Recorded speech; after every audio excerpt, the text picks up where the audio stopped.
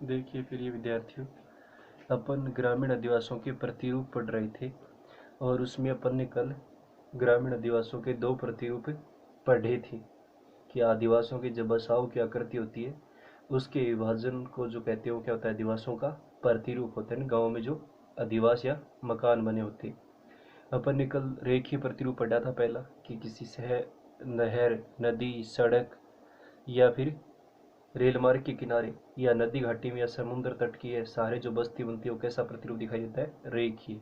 फिर अपन ने दूसरा तीर का प्रतिरूप पढ़ा था कि नदी के विसर्ग के सहारे या दो आब के बीच का विकसित का जो भाग होता है दिवास का, वो प्राय कैसा होता है, तीरनुमा होता है। जैसे भारत में, दक्षिणी भारत में कन्याकुमारी उड़ीसा में चिल्का झील तट पर इस प्रकार के दिवास बने होते हैं।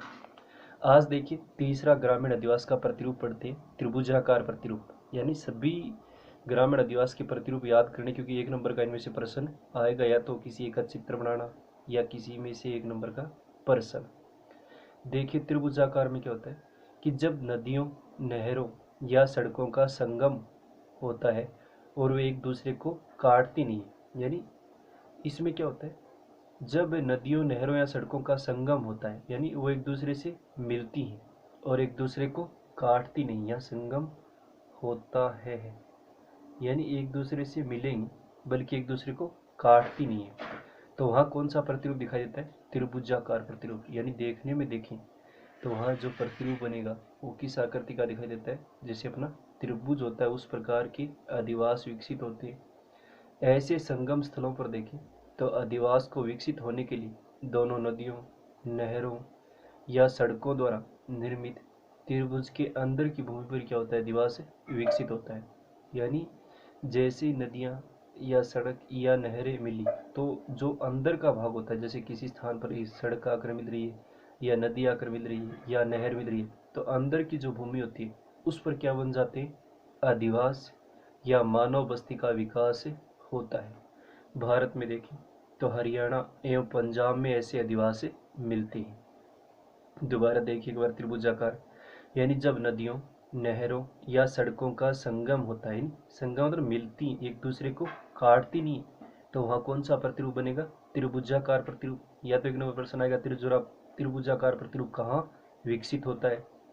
और ऐसे संगम स्थलों पर देखें तो अधिवास को विकसित होने के लिए दोनों नदियों, नहरों या सड़कों द्वारा निर्मित त्रिभुज के अंदर की भूमि पर क्या होता है, अधिवास विकसित होते हैं। यानी जहाँ से सड़कें, नहरें, नदियाँ मिली तो अधिवास का जो विकास होता है उसके लिए दोनों नदियों हैं, नहरें या सड़कों द्वारा जो निर्मित त्रिभुज होता है, जैसे उसके अंदर के भाग पर क्या बन जाते हैं, अधिवास बन जाते हैं। और हरियाणा और पंजाब में देखें तो ऐसे अधिवास बनते हैं। जैसे ये प्रतिरूप चित्र दिख रहा है कि इधर से कोई सड़क आ रही, इधर से कोई सड़क आ रही, इधर से कोई सड़क आ रही या नहर आ रही है, और ये आपस में मिलती है बल्कि एक दूसरे को काटती नहीं है, तो उनके बीच बीच में क्या बन जाते हैं, अधिवास बन जाते हैं। तो देखने में किस प्रकार का प्रतिरूप दिखाई देता है, त्रिभुजाकार प्रतिरूप दिखाई देता है।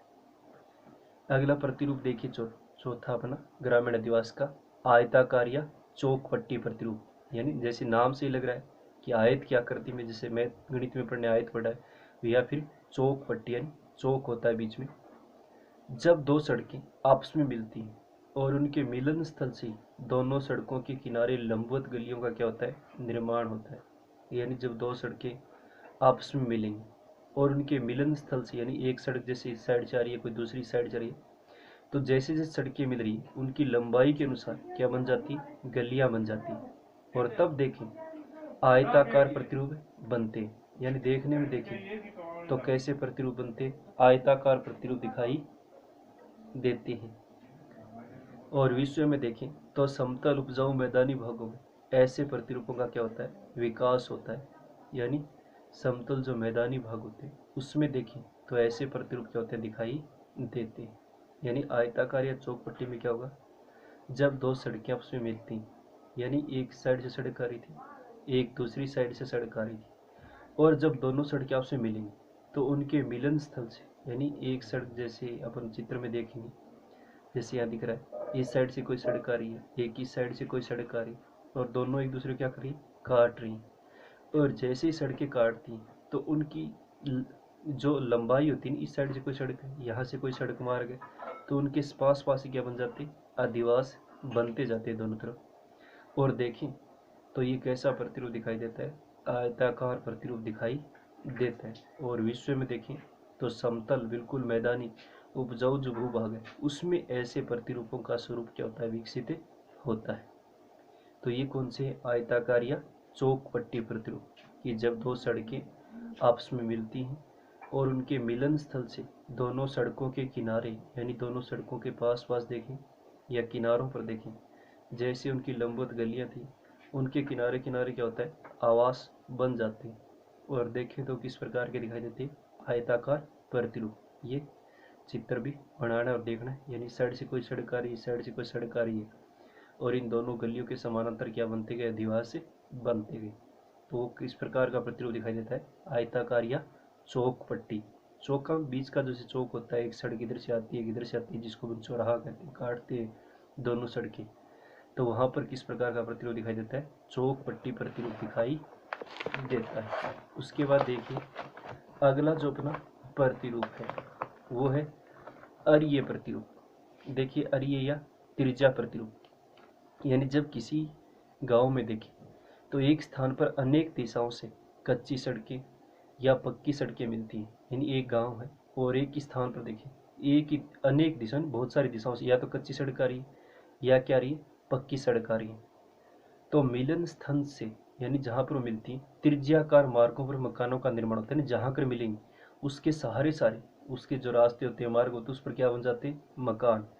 परंतु सभी गलियां मुख्य चौराहे पर मिलने से समानांतर नहीं होती। यानी एक ही मुख्य चौराहा है वहां मिल रही है तो गलियां एक दूसरे के समानांतर नहीं है, यानी एक दूसरे से अलग अलग है, इनकी समानांतर दिशाओं से आकर एक चौराहे पर मिल गई तो समान ही है वो। और विश्व में देखें तो घनी आबादी वाले उपजाऊ मैदानी भाग में ऐसे प्रतिरूप विकसित होते हैं। यानी जहाँ सघन आबादी है विश्व में, उपजाऊ मैदानी भाग है, तो उन क्षेत्रों में देखें तो इस प्रकार के प्रतिरूप पाए जाते हैं। देखिए क्या होता है ये त्रिज्या प्रतिरूप में, यानी किसी गांव में देखें एक स्थान पर, यानी एक मुख्य स्थान है गांव का, और वहां पर देखें अनेक दिशाओं से यानी बहुत सारी दिशाओं से देखें तो कच्ची सड़कें आती हैं या फिर क्या आती हैं, पक्की सड़कें आती हैं तो मिल जाती हैं। और मिलन स्थल से त्रिज्याकार मार्गों पर, यानी इस साइड में जैसे त्रिज्या है, वर्त की त्रिज्या होती है, उस साइड में देखें तो मकानों का निर्माण होता है।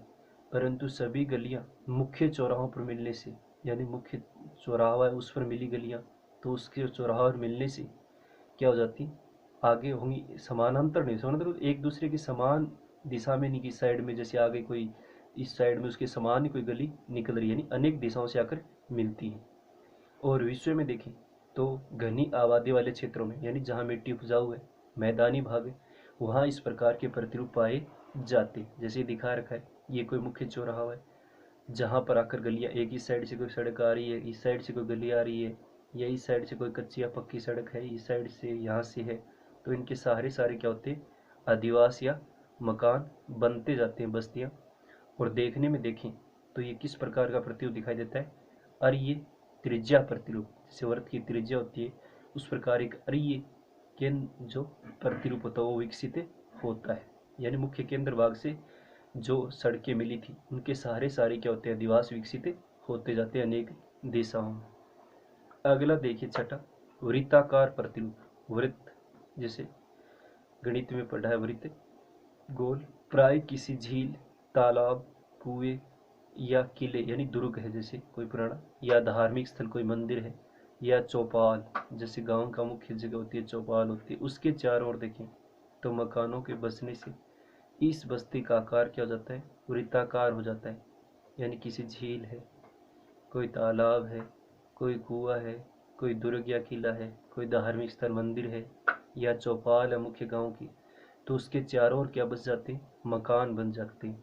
और उससे देखें तो जो बस्ती का आकार होता है वो कैसा हो जाता है, वृत्ताकार हो जाता है। तो इसको कौन सा प्रतिरूप कहते हैं, वृत्ताकार प्रतिरूप कहते हैं। यानी कोई झील है पूरा मीठे पानी खारे पानी, या तालाब है जैसे गाँव में, या कोई कुआं है, या कोई दुर्ग या किला है, या धार्मिक स्थल का मंदिर है उसके पास, या चौपाल जहाँ पर गांव में मुख्य लोग जगह बैठते हैं, तो उसके चारों ओर देखें तो मकान क्या हो जाते हैं, बस जाते हैं। और उस बस्ती का आकार देखें तो कैसा हो जाता है, वृत्ताकार हो जाता है। तो इसको कौन सा प्रतिरूप कहते हैं, वृत्ताकार प्रतिरूप कहते हैं। जैसे ये दे रखा है, जैसे कोई तालाब है या कोई कुआं है और उसके चारों ओर क्या बनते गए, आदिवास या मकान बनते गए, साइड में हो गए, यहाँ हो गए, इस प्रकार से हो गए। तो ये देखने में कैसा प्रतिरूप दिखाई देता है, वर्ताकार प्रतिरूप दिखाई देता है। तो ये ग्रामीण अधिवास के 4 प्रतिरूप अपन ने पढ़े। पहला आज पढ़ा त्रिभुजाकार, कि जब दो नदियां, नहरें, सड़कें का संगम होता है, एक दूसरे को काटती नहीं, मिलती है, तो त्रिभुजाकार बनेगा। दूसरा आयताकार या चौकपट्टी प्रतिरूप, कि जब दो सड़कें आपसे मिलेंगी तो मिलन स्थल से यानी जहाँ मिलती हैं तो उसके सहारे सारी जो गलियां थी उनके किनारे क्या बन जाते हैं, आवास बन जाते हैं, और ये उपजाऊ मैदानी भागों में क्या होते हैं, विकसित होते हैं। और आर्य त्रिज्या प्रतिरूप देखें तो किसी गांव में एक स्थान पर देखें अनेक दिशाओं से कच्ची सड़कें या पक्की मिलती हैं, तो मिलन स्थल से देखें त्रिज्याकार जो मार्ग होते हैं उनका क्या होता है, निर्माण होता है। सभी गलियां मुख्य चौराहों मिलने से समानांतर नहीं होती तो वहाँ बन जाते। और वर्ताकार में किसी झील, तालाब, कुएं, किले, धार्मिक स्थल या चौपाल के चारों ओर क्या हो जाते हैं, मकानों के बसने से इस प्रकार का जो प्रतिरूप बनेगा वो कैसा होता है, वर्ताकार प्रतिरूप होता है। तो इनके चित्र बनाने और 1 नंबर के प्रश्न में से आते हैं, या तो चित्र बनाइए या ये प्रतिरूप कहाँ विकसित हो, जैसे वर्ताकार कहाँ होता है, अरीय त्रिज्या प्रतिरूप कहाँ होता है, त्रिभुजाकार कहाँ होता है, या आयताकार चौपट्टी रूप कहाँ विकसित होता है।